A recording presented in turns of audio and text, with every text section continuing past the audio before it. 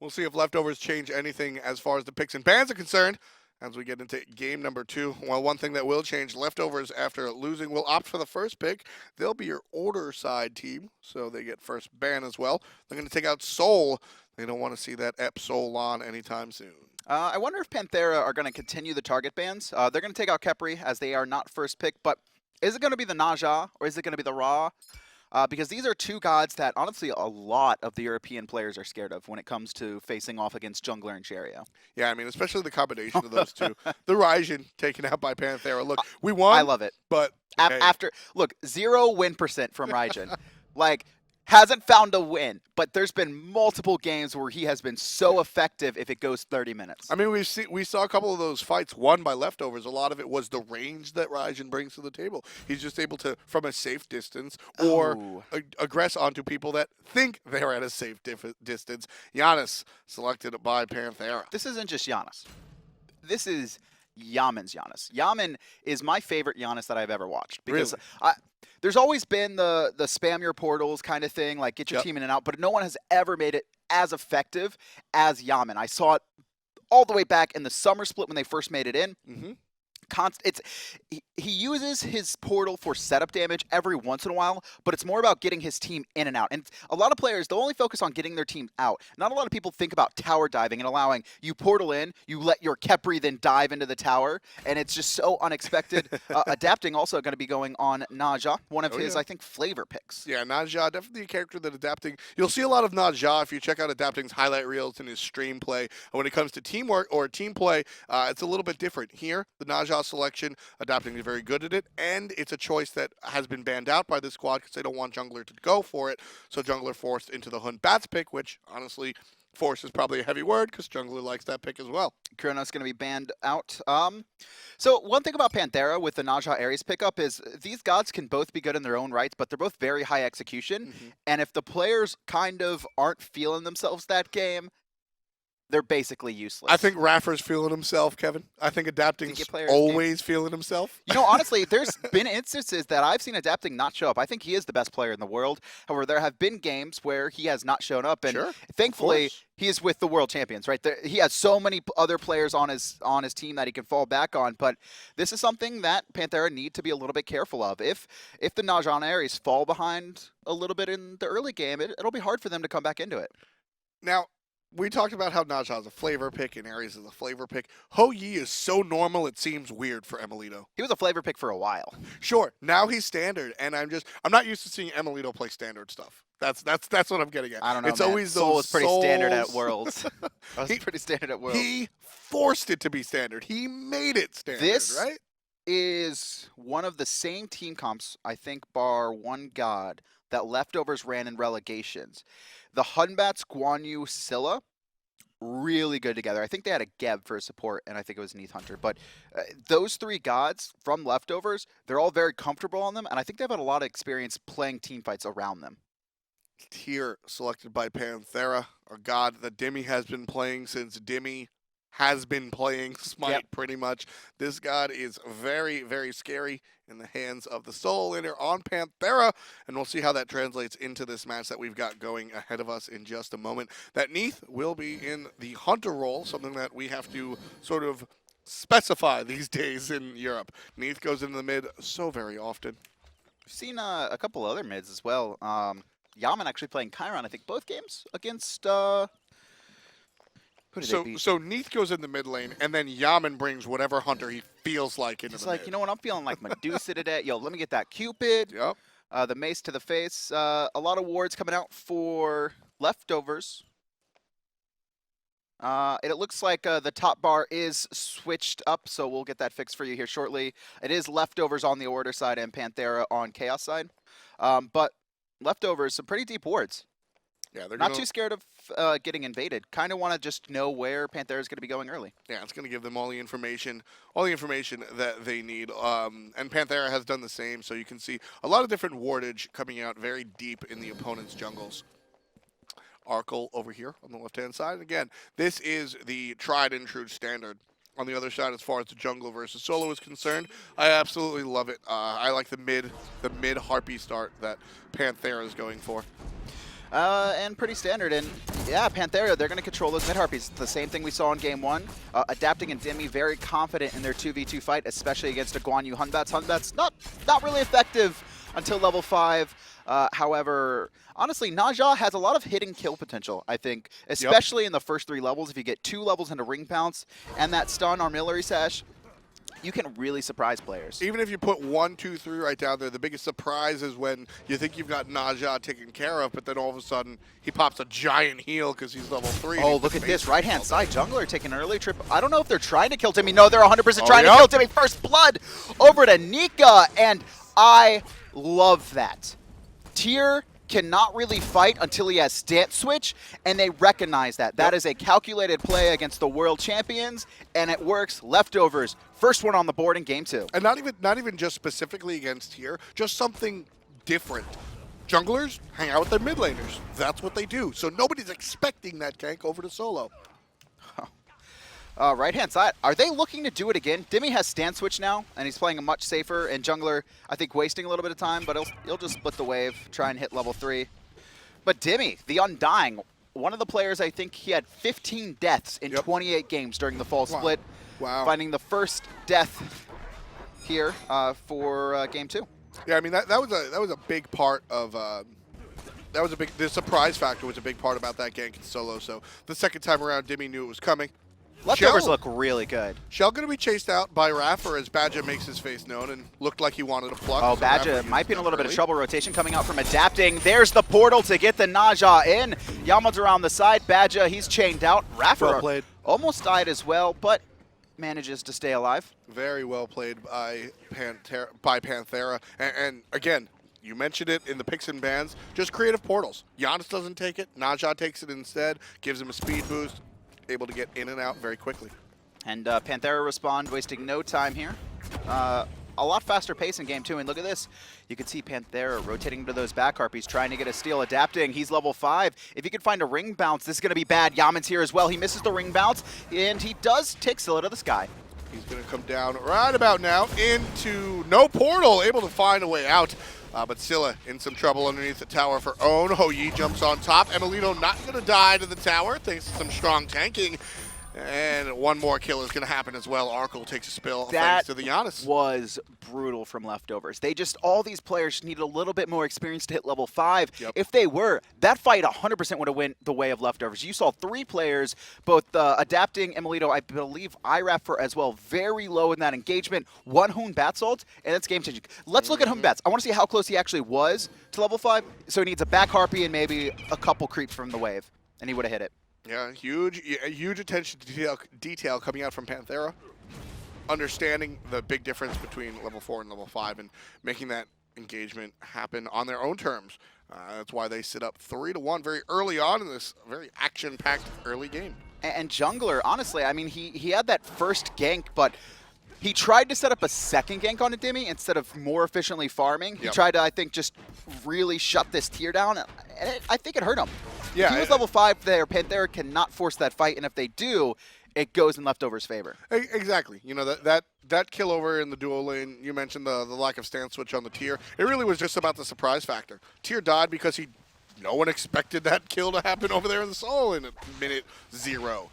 You can't do that again. You know, fool me once, right? Yeah, Jungler trying to take a look at the opponent's blue buff, but Dimi not going to allow it to happen, and Dimi playing a pretty conservative game after getting first blooded. Still the 400 gold behind his direct opposition in Nika, but honestly, Leftovers, they're looking for more team fights. So losing these early engagements isn't the worst for them. They really want to look to all in and reset fights, especially with the heals coming out from Nika. I would like to see Panthera itemize into a little bit of anti-healing, whether it's Curse or a Brawlers or a Divine Ruin, something to mitigate what this Guan Yu is going to be doing when the team fights break out. I'd like to see the Divine Ruin on Raffer, honestly. I like the supports picking up the Divine Ruin. He can't do that early, though. No, not early. And frankly, I don't think it's really needed necessarily early on because Guan Yu is going to be stuck over there in that solo lane for at least a little bit. But between the chains and the fire, you're easily able to spread out that Divine Ruin passive via Ares. Nika actually taking a good amount of damage from Dimi. Dimi is not scared. in any matchup. He actually sits and light stance a lot. And look at this, Nika gonna take a lot of poke. He should be fine. He does have his horse activated, but just Dimi, just allowing himself to not clear the lane because he has that self-heal in the guard stance. It's just so effective. And you can see him switch stance, and he's already back up to full after poking Nika out. And Nika didn't even have teleport. And look at this, Dimi recognizes this, and he's going to take a trip and try and find these free fire elementals. Just a little bit extra XP. Extra XP. That's an interesting turn of phrase. Mid lane, adapting. Doesn't get a ring bounce, just a ring hit. Good decision from Cherryo and Jungler there to split themselves on opposite sides under their tower, making sure that they're not going to get poked out, because ring bounce does a lot of damage when it's only between two people. Just it does bounces back and forth. You can see a lot of times a fourth to a third of players' health this early on. Jungler shows up. Nika's rotating, and there's the Neith ult. Oh, they're looking for adapting. There's his ult, but it's a little bit too early, and he's as good as dead. There's the heal, and Dimi going to try and keep him alive. Good stun from adapting, but Nika finds the kill, and now Dimi surrounded by 3. Nika just going to walk out, and a good pick from Leftovers. Very well done right there, combining with the Neith. And Scylla, I thought he was in trouble. Not quite. iRaffer not able to really do it all by himself, but he is getting pinged out. Leftovers might be planning something here for the support. I can't help but think about how good Leftovers is. Yeah. How much they've impressed me. I don't know if they're going to be able to keep this up, right? Like, regardless of this outcome throughout the split, but just the base level, it's not even the individual skill. It's the thought processes, and it's the team fight. You can you can see that this team has so much potential. They're scary. I mean, I think if Arkkyl and Nika start to improve significantly, this team could be someone contending for that third place spot. This team looks like they have the potential for DreamHack, and I could not say that before the SPL started. Right, exactly. On paper, you know, there's a lot of question marks, there's a lot of unknown variables, and you actually get to see them play. And I mean, for me personally, as a commentator, this match is a barometer. I come into this match sort of understanding that Panthera is definitely the top card, and it's really all about how well Leftovers can mitigate what Panthera is bringing to them. And it doesn't look like they're just mitigating, Kevin. I mean, they got first blood in this one. They answered with a great pick onto adapting.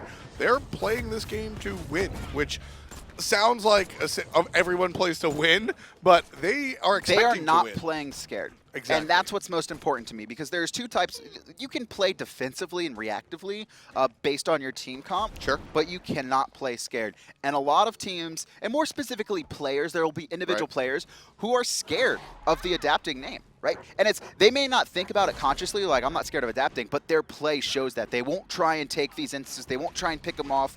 And Leftovers, there's not a single player on here who I am going to say looks scared at any point. They are always ready to take fights if someone steps out of line. Especially as new players. That's what really impresses me. I mean, you know, Badgah, I don't expect Badgah to be afraid, right? And Fails, Fails, or Jungler as he's known now, he's been around the loop. He knows these guys, right?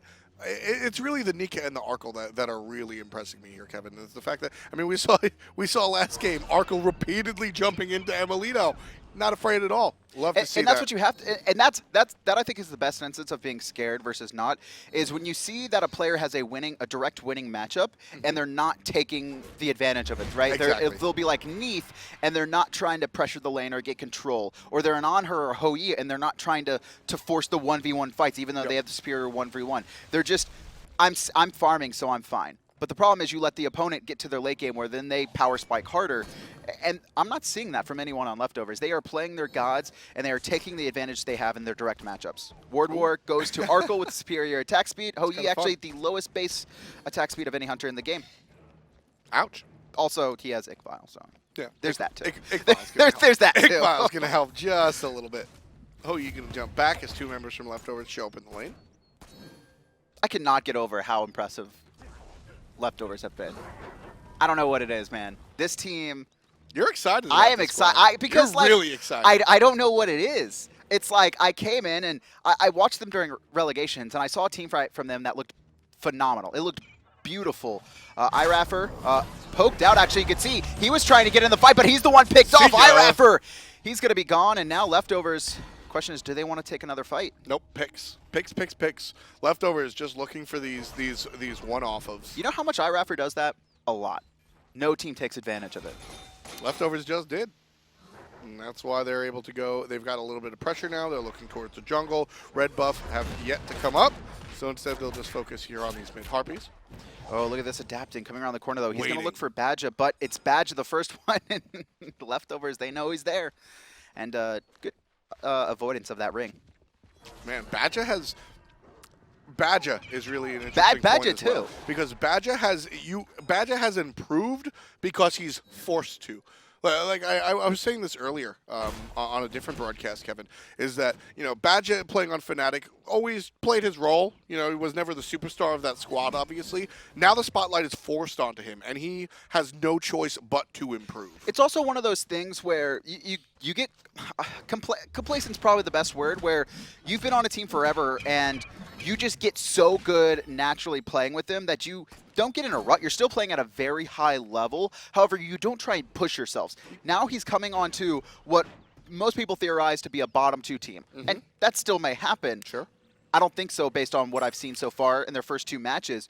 But potential bottom 2 team.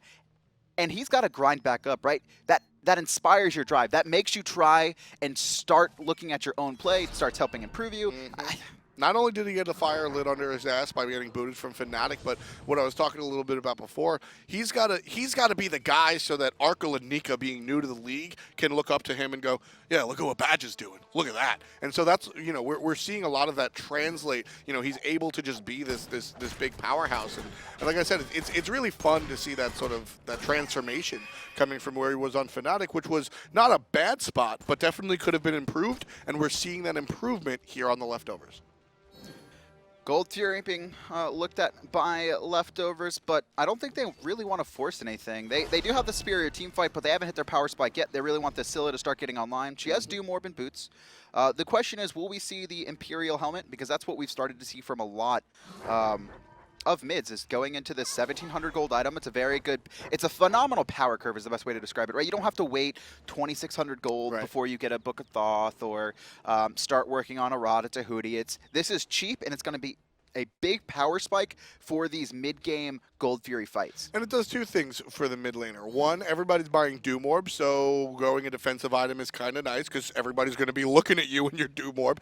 And also, penetration is harder to come by with the change to Spear. Everybody's going Obsidian Shard, which is just percentage-based, 33%. It's flat penetration, which is also very strong, so it accomplishes 2 goals. It's 25 flat pin when you combine it with the Use the Magi, which most mages are pairing it with. Gold Fury is going to be started up by Leftovers. However, the Soul Laners, both level 14, teleports available. Actually, no, Nika does not have teleport. Through space of time coming through Badgah. He's going to be forced out. Leftovers do secure the Gold Fury, but Badgah's going to die. Adapting on top of that one. Arkyl's getting pushed around by Dimi in the backside, and Cherryo's going to miss by a hair. Yammyn through the wall. Jungler's going to miss as well. Arkyl's in trouble. He's toast.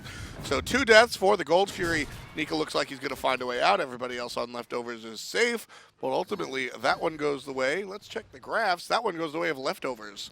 1,000 gold lead for now, but Panthera, just like game 1, they're going to try and look to force anything they can. There's no blue buff up on the right-hand side, and Panthera, they're just going to back off. That's a loss for them. Badgah died, Arkkyl died, but they're fine with that. They're happy. Yeah, exactly. Ideally, you don't want to lose anybody, but I do want to talk a little bit about mechanics, sure. And this is the weakness of this team, is mechanically they can't match up to Panthera right now. It's just they need a little bit of time. I'll take one of your sayings. They need a little bit of time in the oven, right? They gotta start baking that up. Oh yeah.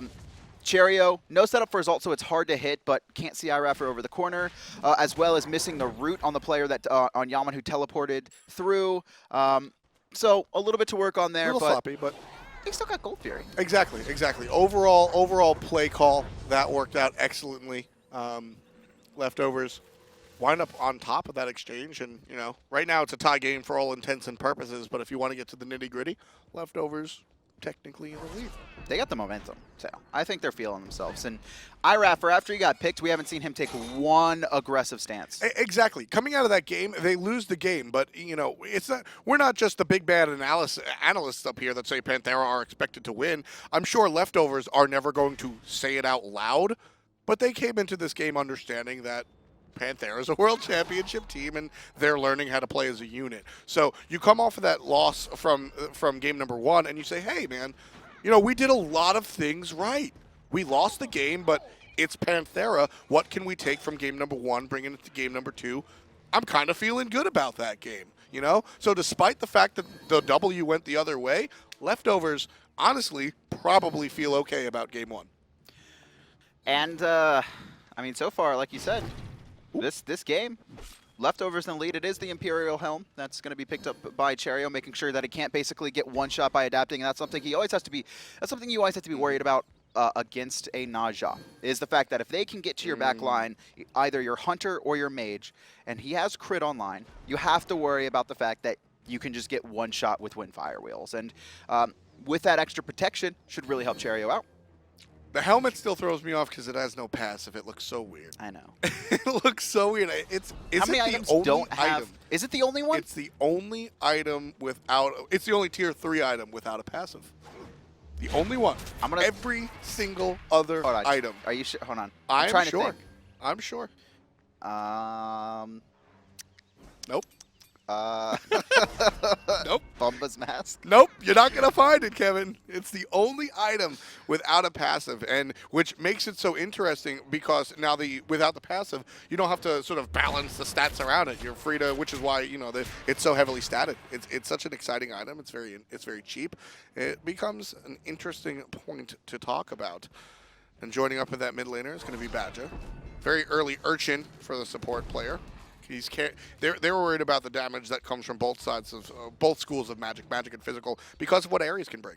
Ares and Janus combine for a lot of damage, and as does Naja. Emilitoo going aggressive onto Arkkyl, trying to find a bounce, can't connect. Left-hand side, mid-Harpies. Oh, and adapting. He's going to be diving Cherryo pretty deep. Nice ultimate from Cherryo, meaning Windfire Wheels can't be used. And adapting now going to be focused out. There's the Sanctuary. Through space and time come in. And Badgah peeling so effectively for Cherryo right now. Very well played by Leftovers, but adapting still here. Likely going to take Cherryo down for the count with the ultimate. Finding a way out. Strong heal. Not strong enough. Dimi gets the kill on the mid laner. Dimi very deep here. But Leftovers gonna. Look at this though. Nika gonna be able to heal this up. It is a 5v4, and Nika going aggressive. Jungler jumps in. They're looking at iRaffer through space and time. Or there's the portal, but Raffer can't take it. One more hit. Emilitoo low as well. They can't lock down iRaffer. It's so close. There's Neith. Oh, look at these players on Panthera, so close to death, but they're gonna be able to escape. Oh Where's my word. iRaffer, Emilitoo adapting all on red. Leftovers can't find them. Ouch. So Arkkyl chose... Raffer. Oh, Raffer. You got caught, buddy. Yeah. Smoked out. Nika with credit for that one. Here comes Dimi. Not going to be able to find the hit thanks to Nika's well-timed dash. So Arkkyl had the Neith ultimate.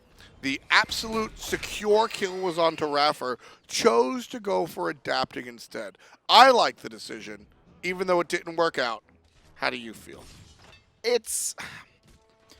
Shutting down adapting, probably bigger there, considering iRaffer, I mean, you can always guarantee it, but I think the call was, I can chase iRaffer from Nika, and Nika was super low, iRaffer was super low, Nika was right next to him, so he thinks that Nika's going to kill him. That was probably the call, I would imagine. Obviously, we're not in their comms. Right. So...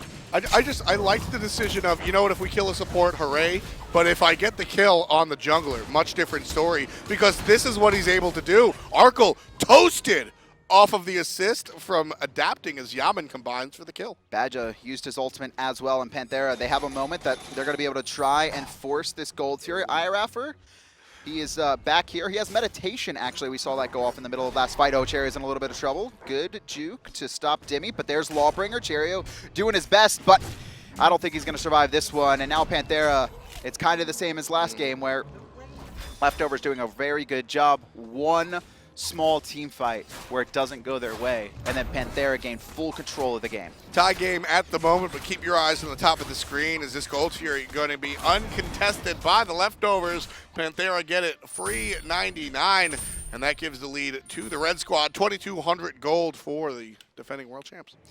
Leftovers obviously not out of it yet, but Panthera starting to have the momentum in this game, and momentum pretty important. You can see 4 members grouped up in the mid and the right-hand side. iRaffer gonna zone Badgah away from Yammyn. Just throw out some poke. My name is Raffer. I hit all my chains. Oh, come on, missed the third come on, one. Thom. Caster's Curse, man. He missed the third one. Caster's Curse. You can't do that to Raffer. I wonder if Raffer, so there was a copy pasta that was going out yesterday about Raffer missing chains.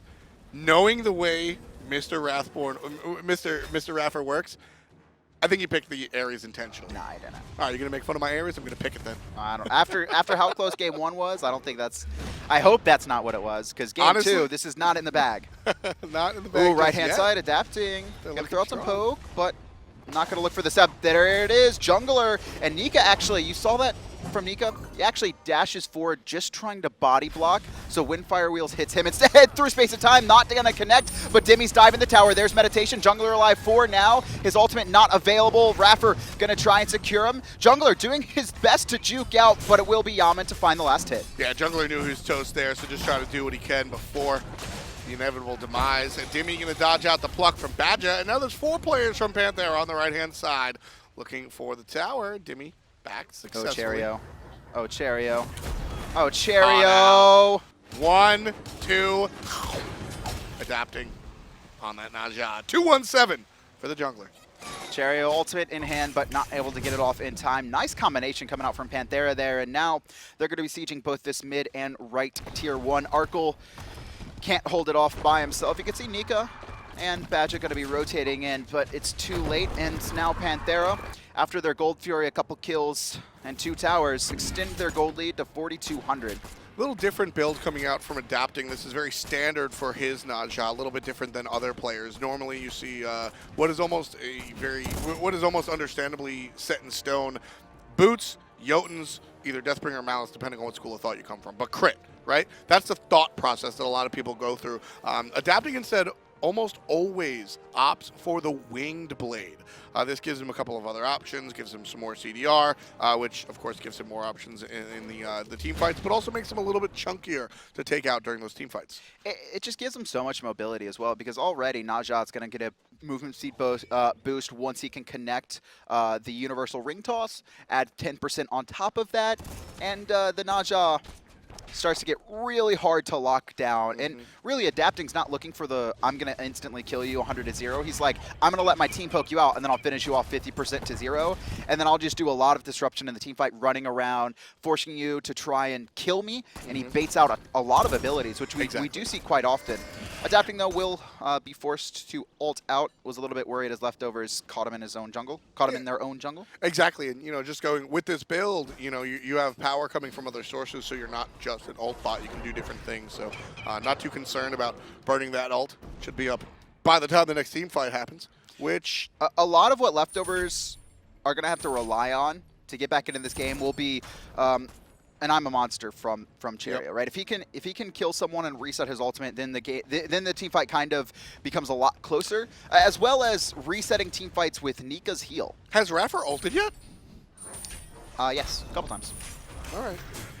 There it is right now. Badgah's going to get pulled. Not quite, as he uses the ultimate to avoid it. Cherryo gets hit long range from Yammyn's Janus.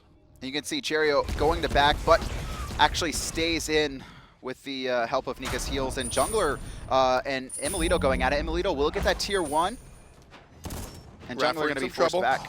Dashed. Blocked. Here comes Dimi on the backside to help save his support. Is it good enough? The answer looks like it's not. Nika with the dash takes out iRaffer. That's a 1 for none. Leftovers feeling good about themselves there. And this is good for leftovers. They have this Guan. They're going to be able to heal up. Arkkyl also has a self-heal, so Panthera, they're going to recognize that, and they're forced back. Oh, adapting. Nice use of beads. Ultimate is down, but no one's going to be able to keep up with that winged blade. Yeah, if Nika had the ultimate there, I think it might have been a different story, but no horse available for Mr. Guan. emilitoo really trying to get as much farm as he can. You can see Yammyn constantly sitting in this jungle. I think that's kind of, I need to keep emilitoo alive, but now Yammyn, he's going to be forced to portal out. emilitoo's already on full retreat. Gold Fury spawning here right this second. I think you can hear it flying around the map. Yeah, Panthera, not too interested. They'll go ahead and back. Leftovers could probably go for it right now if they want to deal with adapting. They don't have control of the map right now. You can see they have 2 sentry wards out, one on the left-hand mid-harpies, one on the right-hand mid-harpies, and that's just not giving them enough. Exactly, and that's the importance of the information. From you know, high in the sky, we can see everything, and you know, sure, adapting's there. It might be a little tumultuous, but it's probably a good chance to go for it. Leftovers have no vision on that side of the map. There is nothing. Meanwhile, you look 3 separate sentries from Panthera on that side of the map. One of the biggest problems for Leftovers in the past 10 minutes is the fact that Cherryo hasn't been able to farm. I talked about him picking up that Imperial helmet at, I think, the 15-minute mark. And since then, he just finishes Obsidian Shard, and he's only level 16. He hasn't been able to really farm because there's been so much going fighting. up on the horse, helping out with Jungler. iRaffer in some trouble. Yammyn helps him out with a portal. Here comes Jungler. One more hit. He's going to take out the support. Cherryo gets I'm a Monster. It's on the mark, but it's sanctuaried out. The Crush, however, not quite, as Adapting finds himself half HP. Tallow Assault knocked out, and Nika as a whole, he'll find a way out. But Arkkyl, 1v4, trying to fight. Actually doing a very good job. Dimi's going to be chasing him down. There's through safe in time. Arkkyl going to be able to juke it. There's actually the blink over the wall by Dimi, who can't find anyone, and it's going to be a reset for Leftovers. But Guan Yu with his healing, going to be able to keep him alive. And you could see just this back and forth. I mean, Leftovers, they're not scared to fight. These are close engagements. You know, a lot of times when you see these one-for-one quick retreat engagements, it's because teams are playing sloppily. Things are missing. Ultimates aren't hitting, right? The reason we're seeing this is because teams are playing very well. Cherryo was on the mark with his ult, but a perfect Sanctuary stops it, right? And then Arkyl's really deep. He's playing far too... But perfect jukes get him out of there. It's not sloppiness. These teams are both playing at a very high level. So it makes these engagements quick, or it makes these engagements extended with little to no deaths, just because players are playing so intelligently. I feel like Nika really needs to be building into some magical defense. You saw how much damage Yammyn was able to secure onto him. Arkkyl could be in trouble. No, okay. Panthera's not going to force anything, but you could just see how not tanky he is. I really want to see a Bulwark or something to keep him alive. Dimi going to get plucked into the back line, surrounded by 4, but he's going to actually turn it on to Jungler. There's the Fear No Evil to keep the rest of the team at bay, but Dimi jumps over the wall, and he will be safe, but Fear No Evil is down if Panthera want to force something. Breastplate, Void Shield, Bulwark, Winged Wand. You're not going to kill Dimi anytime soon, no. But he seems to be the target a lot for Leftovers. And a lot of it's because he's causing so much disruption in the backline. He's so much more effective than Nika right now at doing that. I mean, Nika's trying to stay with the team so he can heal them up more than anything. And it's just a different style for the solo laners, right? The Ravens, the Bellonas, and the Tiers, their job is to dive the back line. It's to distract a bunch of players. The Odins and the Guan Yus are, I need to stay around my team and help support them, whether it's ring out opponents who dive me or force an engagement and allow my team to all in with them. And that's what's fun about the solo lane is that all teams have very different players, and you know you can look at Smite as much as you want as just the gods, but it's absolutely imperative to take into account what type of players they are, especially in that solo lane, because there's like you said the 2 types of playstyles that you brought up. You can bring assassins, mages are a little problematic, but you have all these different thought processes that hugely alter the way a team can not just build a composition, but play that composition. Gold Fury going to be started up here, or at least looked at by both teams. You can see all 10 players on the map surrounding it. Fear No Evil is back up. Max CDR online for Jungler. Why are we here instead of Fire Giant? It's just kind of too risky, and actually there's Badgah getting caught out. He's in an awkward spot. Adapting going to take him to the sky, but Fear No Evil on the bottom. Hopefully Badgah can stay alive, but it's not enough, and emilitoo will secure him. Arkkyl being chased by Dimi and everyone else around the Gold Fury. Beautiful, I'm a Monster by Cherryo, but it's not enough as emilitoo takes out Nika in the front. And now just a reset from Leftovers. They're trying to get away, overhand smash. Yammyn does get the Sanctuary off, and with those chains on lock, nowhere for Jungler to go. And once again, such a close fight for Leftovers, but they can't secure it. I mean, everybody on the side of Panthera, they're all in the yellow. Less than 25% HP on everybody except for Dimi. Yammyn has life stolen his way up. I think this got to be a metaphor, right? For the past couple fights, this is a metaphor, right? Okay. Despite being 10,000 gold behind, or I guess it was 6,000 to 7,000 at the time of that fight, Leftovers are always so close to winning these engagements against the world champions. Sure. I think that's just how close they are to being a top team in Europe. It's just, I don't know if they get stuck where they are right now, and they can't push themselves into a top 4 contender. But this is week 1. I don't see them getting worse, and I don't see them sticking at this level for how new this team is. All right. I see where you're coming from. I might be reaching for straws there a little bit. No. I get it. I'm so hyped for this team. I can't help it. I get it. It's it's an interesting microcosm of what they can do. I think it's very early in the season to really consider that. I think there might be... It's the potential. I see the potential. That's the key. There's a lot of potential, and right now, adapting, take one up to the sky. That's a dead Cherryo. Welcome to the late game, ladies and gentlemen. Adapting is your host on that Naja. Nika in some trouble. Dimi chasing him down. No exit, says adapting.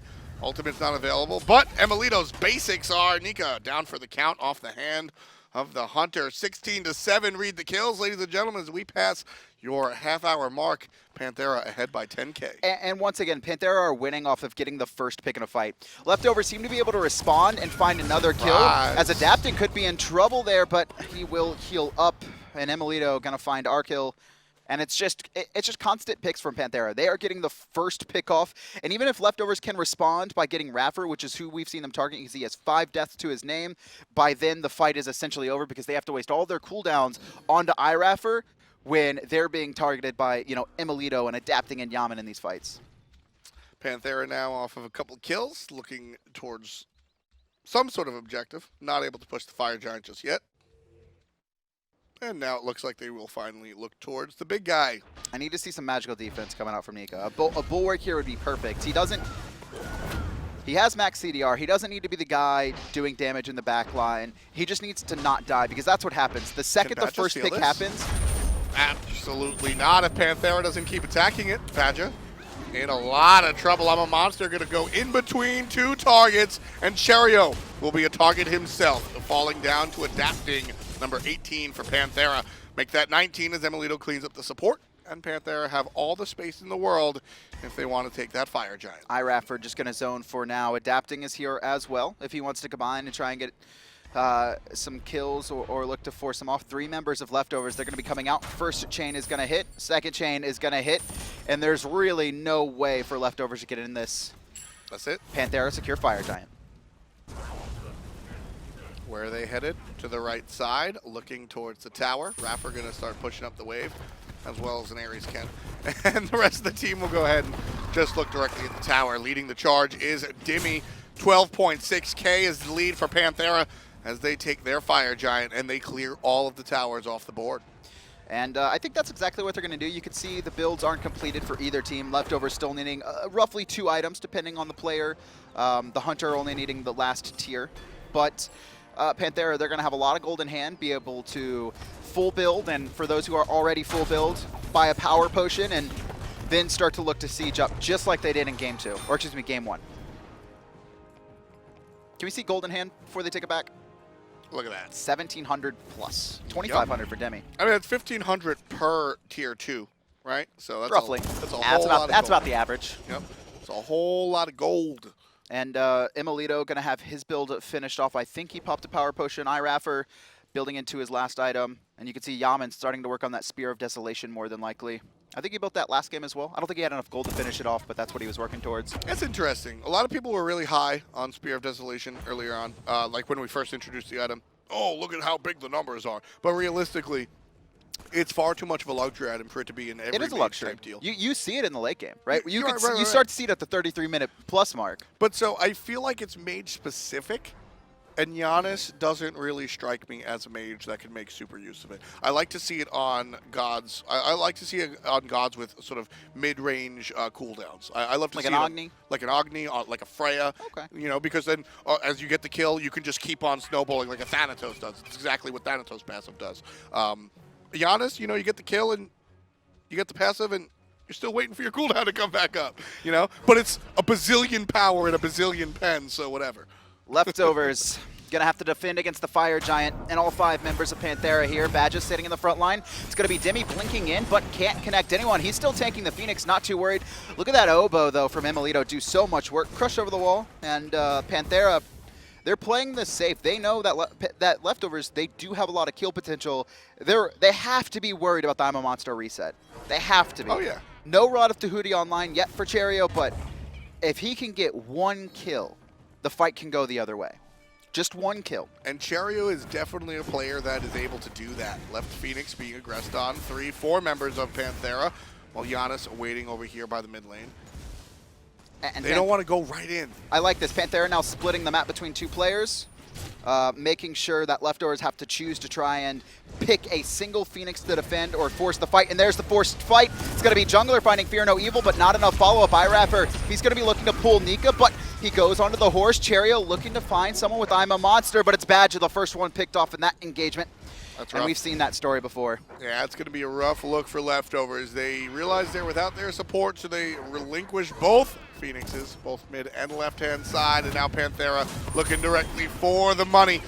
Progressing onto the Titan, 5v4. Yammyn takes out Arkkyl. It's 5v3. Titan, 75, make that 50% HP. It is dropping, and it is down. Panthera take the second game of 2 over leftovers. That was, once again, another well-fought one from leftovers for about the first 20 minutes. Panthera find one team fight win. But I was very impressed by leftovers. I think they have a lot of potential. Obviously, it's not there yet, but by week 5, we could see a new top European team. I'm not saying number 1, sure, but contending. Yeah, no, I agree with you on the potential. I mean, this team is a squad that, you know, as objectively as an analyst, you look at Panthera versus a new team leftovers, and you got to give it to Panthera. It's more about how well leftovers can mitigate or even start the party. Let's take a look at the first blood in just a little bit, and we'll see it really was leftovers that started not just the pace of the game, we mentioned the momentum, and here it is. It's the surprise kill onto Dimi.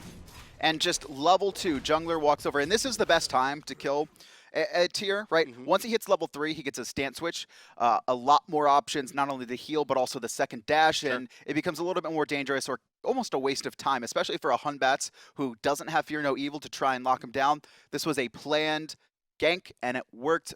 Really loved that from leftovers. Exactly, you know, and for what it's worth, you know, we did get to see a little bit of the rookie side of leftovers. Immediately after that, they tried to, well, it worked one time, let's try again. Yeah, I don't know if he was trying to split the wave, but like based on his positioning, it looked like he was just trying to go for a second gank. Yeah, exactly, and that play worked out because of the surprise factor, which is, you know, what we saw a lot of on the side of Panthera throughout last season, and again this season. Emilitoo in the long lane, switching it up and playing something a little bit more meta this time around on that Ho-Yi, and he had an extravagant game. Just constantly trying to take the 1v1s with Arkkyl. It's the same thing we saw from Arkkyl on his On-Her, right? You have the superior 1v1, let's force it. And we saw emilitoo constantly pushed up onto that tier 1, not allowing Arkkyl to rotate, and just phenomenal positioning from him for the most part. Some really good bounces, just very clean Ho-Yi play. The thing I like the most about emilitoo that was on Showcase in this game is that he is recklessly calculated. Something that reminds me a lot of a player like Laz's, and even Dare to Care sometimes, is that we watched emilitoo jump over walls onto towers. We watched that emilitoo dive into 4 players, get the kill, back out. You know, that's the type of calculated aggression that I really like to see. 2013 Zapman, right? When he had Shadow, he's like, all right, Shadow Q's in the area, I can just go hard. I can just try and kill as many people as I can. What happened? Look at that I actually turned my head. Yeah. So he got the bounce. He got the ricochet onto a player he couldn't see. Yeah, man. He's just world champion for a reason. Panthera, though, come out on top 2-0. You didn't see it. All right. Show me it again, please. All right.